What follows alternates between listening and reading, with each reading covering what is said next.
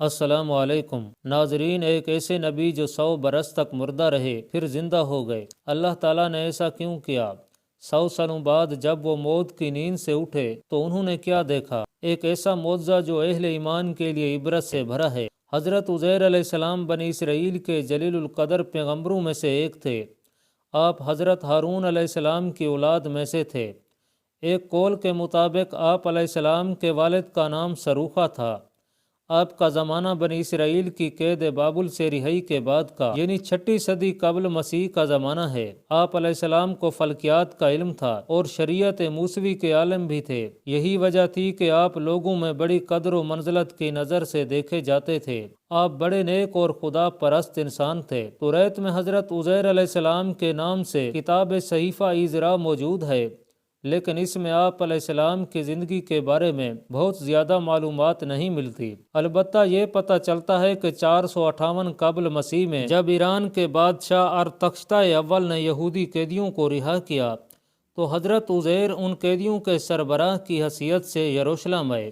یروشلم پہنچ کر آپ علیہ السلام نے ہیکل سلیمانی میں باقاعدہ عبادت کی ترویج کی اور دیگر مذہبی رسومات کو پھر سے نافذ کیا، اور یروشلم شہر میں بہت سارے تعمیری کام کروائے۔ اس کام میں شہنشاہ ایران دارا نے آپ کی بہت مدد کی۔ ناظرین، اس زمانے میں توریت کا کوئی حافظ زندہ نہ تھا اور نہ ہی توریت کا کوئی نسخہ موجود تھا، لہذا حضرت عزیر علیہ السلام کو فکر لاحق ہوئی کہ اللہ تعالیٰ کے کلام کو عام لوگوں تک کیسے پہنچایا جائے۔ انہوں نے اسرائیلیوں کو جمع کیا۔ چونکہ آپ نے بچپن میں ہی توریت حفظ کر لی تھی، لہٰذا اسے ان سب کے سامنے پڑھ کر تحریر کروایا۔ ناظرین، ایک دن کا واقعہ ہے کہ حضرت عزیر علیہ السلام اپنی زمین کی طرف نکلے۔ واپسی میں ایک ویران عمارت میں ٹھہر گئے۔ چونکہ گرمی سخت تھی، آپ اپنے گدھے سے اتر کر عمارت میں داخل ہوئے۔ آپ کے ساتھ کھانے کے 2 ٹوکرے تھے، ایک ٹوکرے میں انجیر اور دوسرے میں انگور تھے۔ آپ نے اپنے ساتھ موجودہ پیالہ نکالا اور اس میں انگور نچوڑے، پھر خشک روٹی نکالی اور اسے مشروب میں ڈال دیا تاکہ کچھ نرم اور میٹھی ہو جائے تو کھا لیں۔ پھر آپ تھوڑی دیر کے لیے لیٹ گئے۔ نظریں عمارت کی ویران چھت کی طرف اٹھیں تو دیکھا کہ یہ عمارت اپنے عرشے پر کھڑی ہے اور اس کے رہنے والے مر کھپ چکے ہیں، جن کی بوسیدہ ہڈیاں بکھری پڑی ہیں۔ تو آپ علیہ السلام کی زبان سے بے ساختہ نکلا، اللہ جل شانہ کیسے ان کو موت کے بعد زندہ فرمائے گا؟ آپ کو یہ شک نہیں تھا کہ اللہ تعالیٰ ان کو زندہ نہ فرمائے گا، بلکہ اس کی تاریخ اور کیفیت پر تعجب کرتے ہوئے فرمایا تھا۔ پھر اللہ رب العزت نے حضرت جبرائیل علیہ السلام کو ان کے پاس بھیجا، جنہوں نے حضرت عزیر علیہ السلام کی روح قبض کر لی، اور پھر 100 سال تک اللہ جل شانہ نے ان کو یوں ہی موت کی نیند سلائے رکھا۔ اس دوران بنی اسرائیل میں بہت سے حادثات و واقعات رونما ہوئے اور بیت المقدس پھر آباد ہو کر پر رونق شہر بن گیا۔ پھر اللہ تبارک و تعالیٰ نے آپ علیہ السلام میں روح پھونک دی۔ ناظرین، تو فرشتوں نے پوچھا، آپ یہاں کتنی مدت رہے ہیں؟ جواب دیا کہ 1 دن یا 1 دن کا کچھ حصہ۔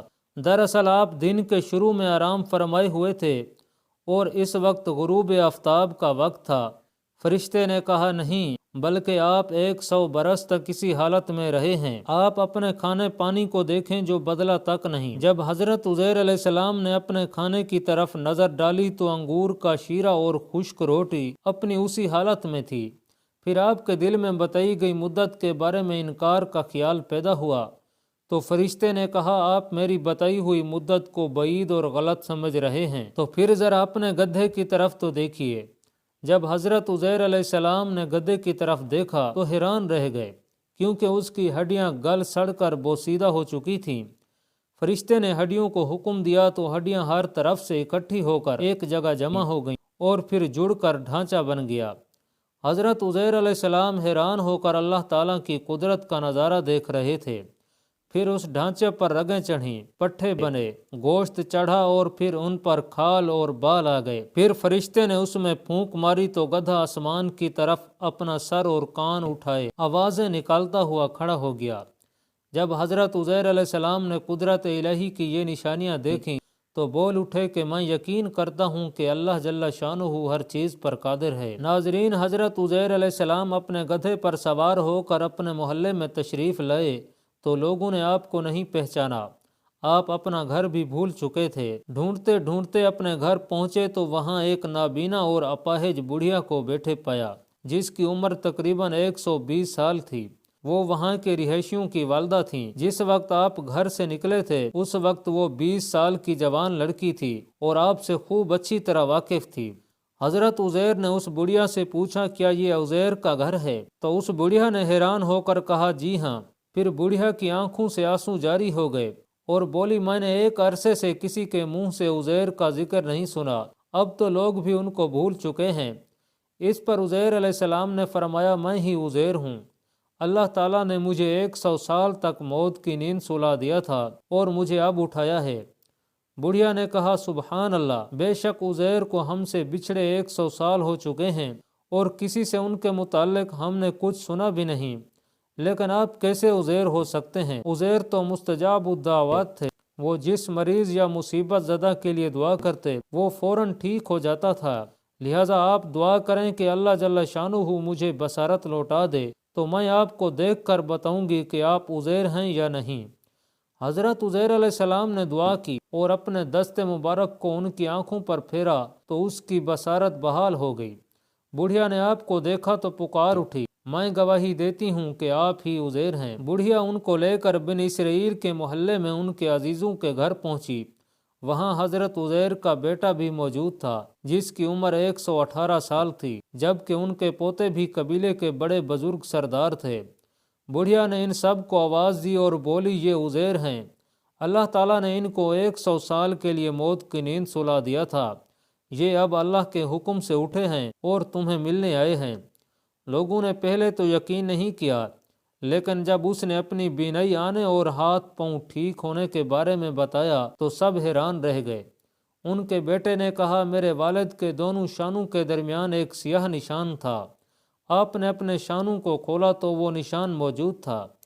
پھر بنی اسرائیل نے کہا، ہمارے اندر کوئی توریت کا حافظ نہیں تھا سوائے حضرت عزیر کے، اور بخت نصر نے توریت کے سارے نسخے جلا دیے تھے، لہٰذا آپ ہمارے لیے توریت کو لکھ کر دکھائیے۔ ناظرین، حضرت عزیر کے والد نے بخت نصر کے ایام میں توریت کے ایک اصل نسخے کو دفن کر دیا تھا اور آپ کے علاوہ کسی کو اس جگہ کا علم نہیں تھا۔ چنانچہ حضرت عزیر ان کو لے کر اس جگہ پہنچے اور گڑھا کھود کر توریت نکال لی۔ اس کے اوراق بہت بوسیدہ ہو چکے تھے اور لکھائی بھی مٹ چکی تھی۔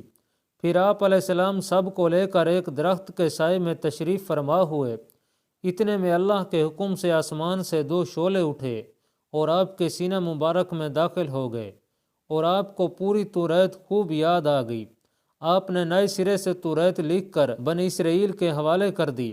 بنی اسرائیل نے یہ معجزہ دے کر کہا، بے شک موسیٰ علیہ السلام بھی اتنی طاقت نہیں رکھتے تھے کہ بغیر کتاب کے پوری تورات سنا سکیں اور پیش کر سکیں، جبکہ عزیر ہمارے پاس پوری تورات بغیر لکھے اور بغیر کسی کتاب کے لے آئے۔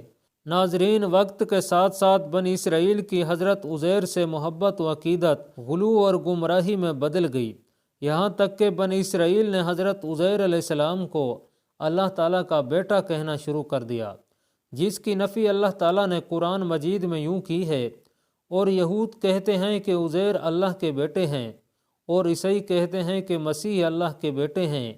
یہ ان کے منہ کی باتیں ہیں، پہلے کافر بھی اس طرح کی باتیں کیا کرتے تھے۔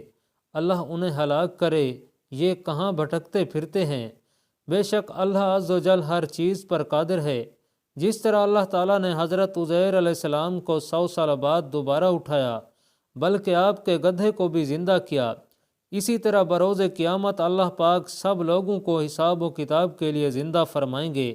اللہ پاک کمی بیشی معاف فرمائے اور ہمیں اپنے حبیب صلی اللہ علیہ وسلم کے طریقے مبارک پر زندگی گزارنے کی توفیق نصیب فرمائے، آمین۔